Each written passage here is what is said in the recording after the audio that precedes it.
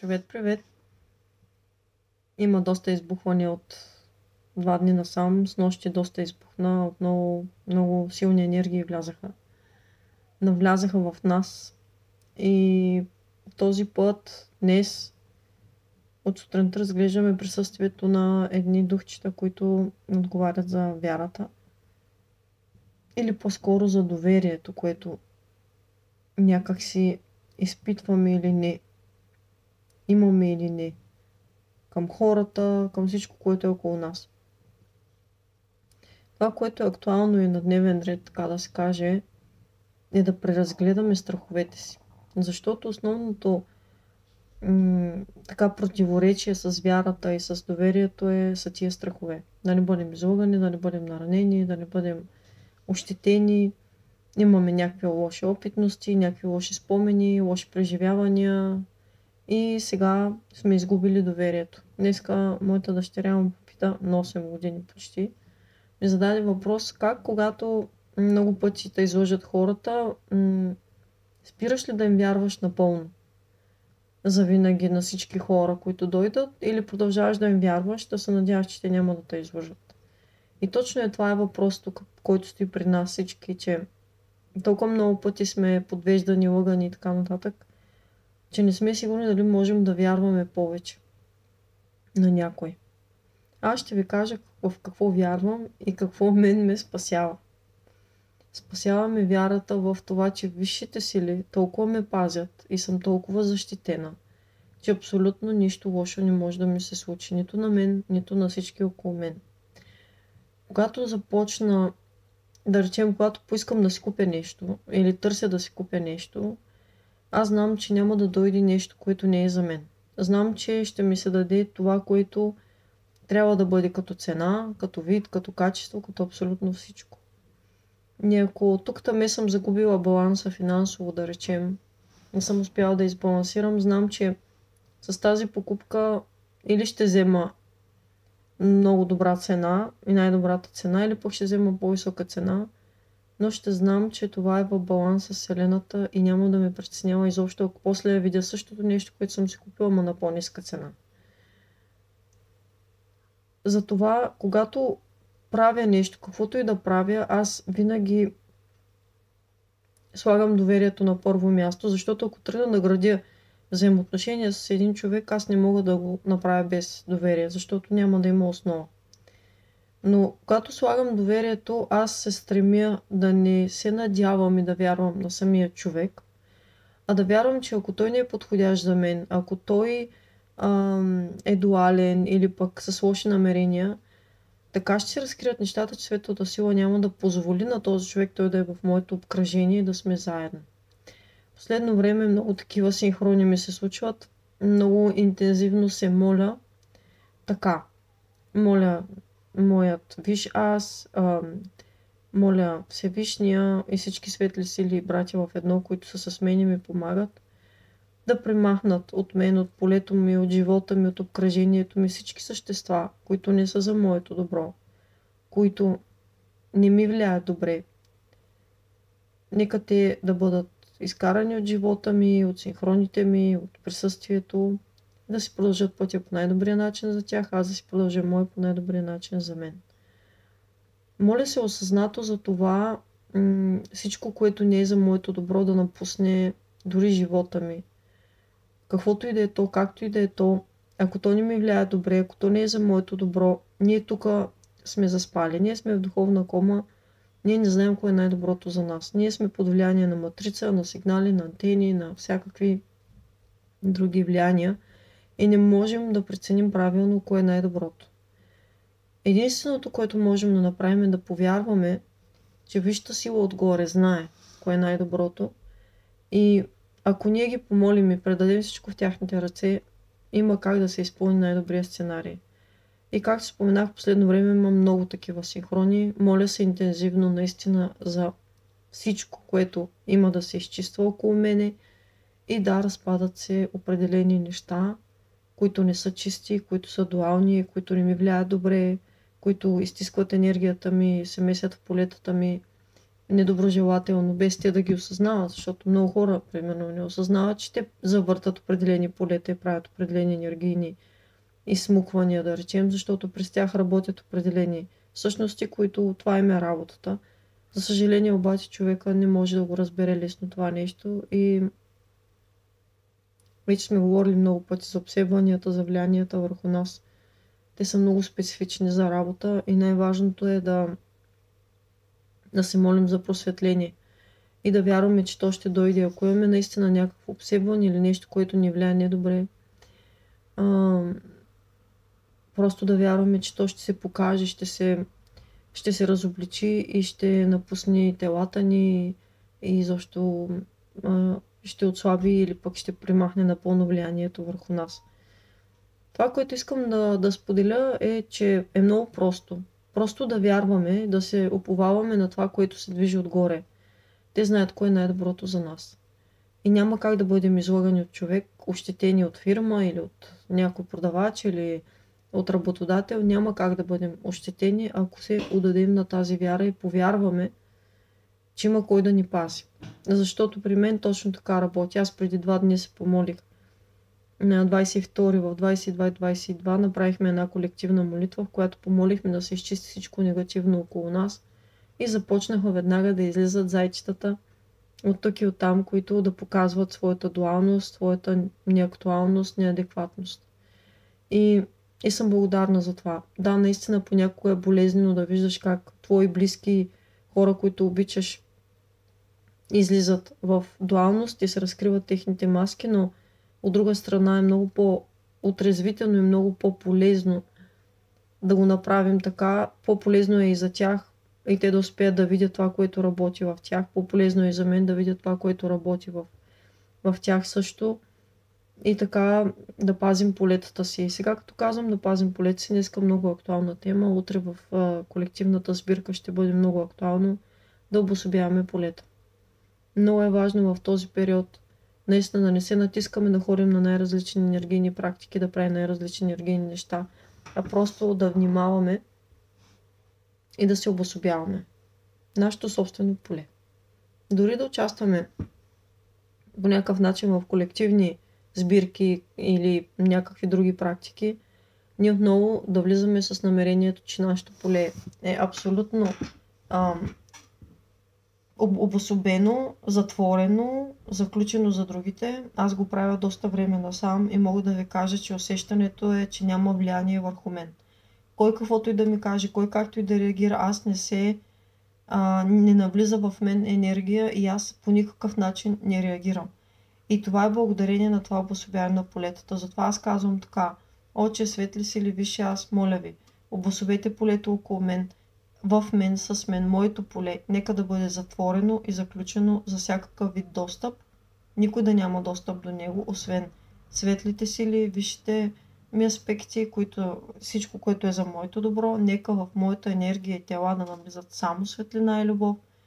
И обособявам, заключвам, затварям полето си за чужди вмешателства. Нека между мен и всички живи същества, всички вещи, ситуации, събития да се приключат всички негативни връзки, да се скъсат всички негативни и кармични вериги и обвързаности и да остане между нас само любов и светлина. И ако някой от моето обкръжение не е за моето добро в живота ми около мен, нека да напусне живота ми завинаги, като той си продължи по пътя по най-добрия начин, или и дори да не е завинаги, докато не влезем в братството, в любовта, в осъзнатостта и в споделеността, откровението и истината. Просто те да бъдат надалеч от нас, докато ние не сме готови да влезем в този истински чист обмен.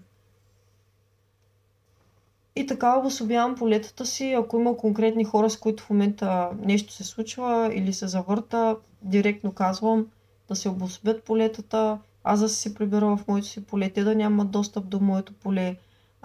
Единственото, което може да се пренася е любов и светлина и нищо друго. И всички кармични свързаности са отпаднали.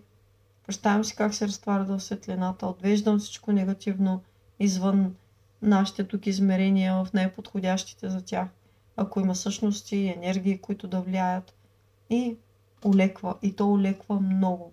Олеква толкова много, че в един момент каквото и да дойде към вас, когато полето ви е затворено, енергийно, то наистина няма влияние върху вас. И така, колкото и да ви натискат всякакви демончета и всякакви други същественца, които много искат да ви пробият в момента настроението, енергията, да почувствате нещо, което не е за вашето добро, не могат. Не могат, защото ние сме се прибрали, събрали и влизаме в нашата си дълбочина, потъваме навътре, а не си мислим сега какво направил това, какво направил ония, защо така казва, защо така направил и да държим полетата отворени. Защото така се държат отворени полета. Когато мислим прекалено много за някой, когато постоянно си го превъртаме в ума, в чувствата, в емоциите, емоционираме се, защото нещо се е случило и съответно държим постоянно канала отворен и не можем да се освободим неговото влияние, съответно той също не може да се освободи от нашето влияние. Затова, колкото повече искаме да обособим полетата си, толкова повече трябва да осъзнаваме, че трябва да прекратим всякакви връзки, всякакви мисли, всякакви емоции, всякакви чувства към тях. Ако ви е трудно, не можете да знаете, че имате влияние от енергийни същности, които ви карат да стоите там в по-ниското и да изпитвате всичките тия мъчни и трудни истории. Ако е така, тамян, кадене, салвия, кристали, молитви за освобождаване от същности, от чужди енергии, от влияния, които не са за вашето добро и вяра, че то ще стане. И да се върнем в началото на нашето споделяне, на моето споделяне, което е доверие. Доверие в това, че ние сме пазени. Аз вечер, като си лягам, се моля за децата и знам, че те са пазени и съм убедена. Те са свикнали вече да казват молитва, даже малкото плаче, когато не кажа молитвата. Каквато молитва ми дойде. Основно да се изчистят телата им, да се изчисти полето им, да се защити полето и телата им, да се прекъснат през деня всички създадени връзки, които са имали, защото ходят на училища, детски градини. Прекъсвам връзките между тях и други хора, вещи, събития, ситуации, енергии. Обособявам им полетата, затварям ги и моля за защита. Моля да се наспят спокойно, за да са отпочинали, здрави, да им се възстанови здравето във всичките проявления.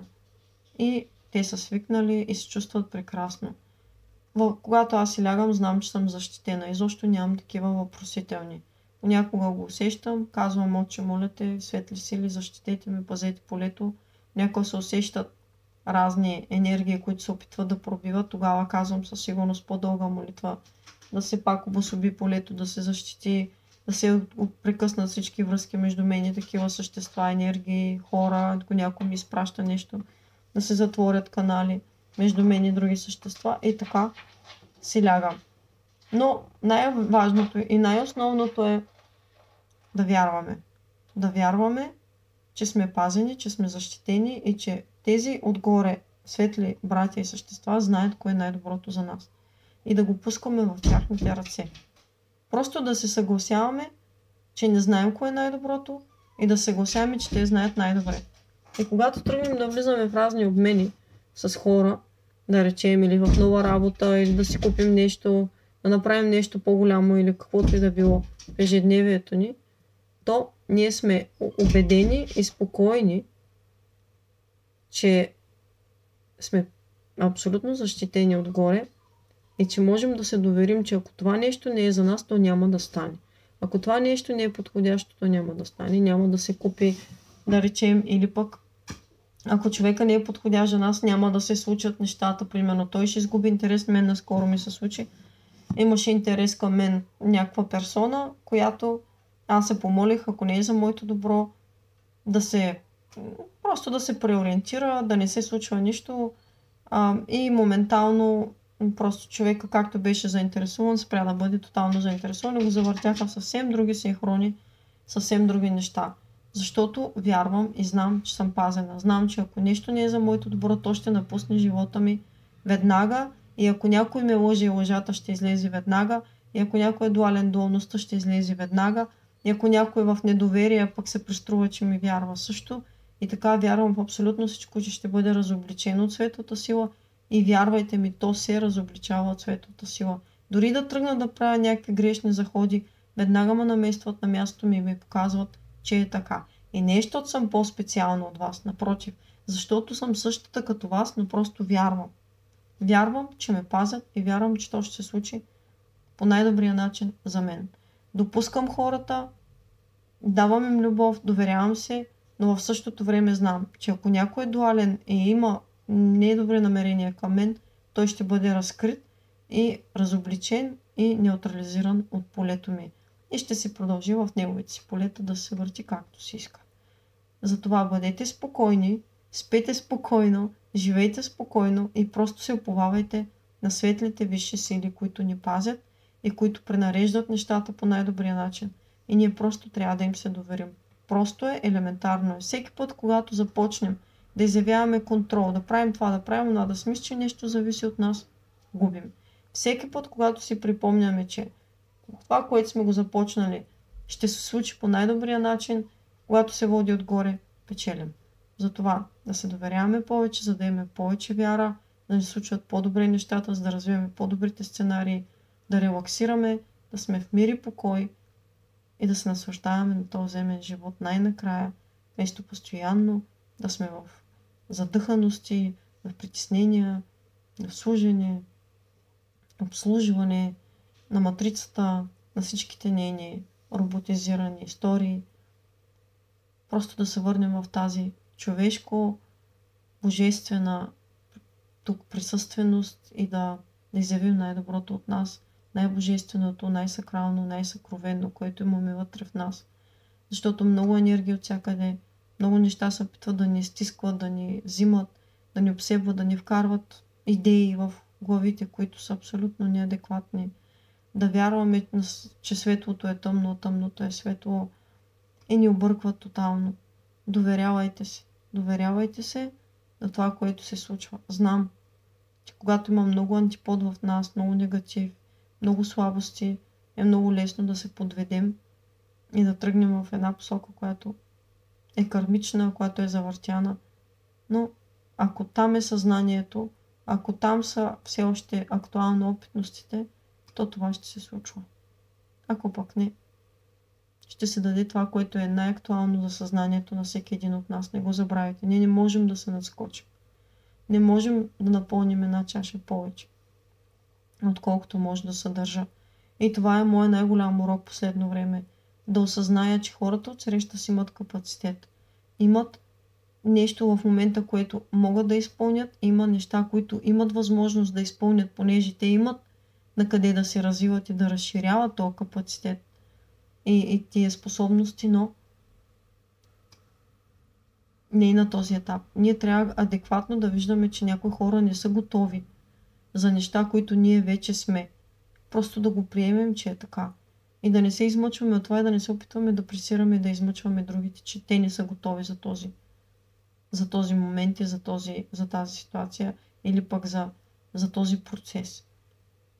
Защото не всичките сме готови да преминем през едно или друго нещо. Всеки си е на различно ниво от развитието, носи различно съзнание и на нас всеки един по-отделно ще ни се даде това, което е най-подходящо за нашето съзнание. Това, което ние изявяваме като слабости, като силни страни, то ще привлече най-подходящите сценарии и синхрони, които няма после на кого да се сърдим, освен на себе си, че това сме си сътворили. И това е. Да сме в доверието, да сме спокойни и да не изискваме прекалено много от себе си, да приемаме, че толкова можем и щом ни се дава толкова, значи толкова в момента е адекватно и актуално и не можем повече. И по-нататък ще можем още, защото ние сме силни божествени същества и дори да заспиваме и да влизаме в духовни коми и да влизаме повече към антиподите и тъмнината, ние се връщаме някой ден обратно и започваме да търсим отново пътя към душата и към светлината. Обичам ни и до скори срещи!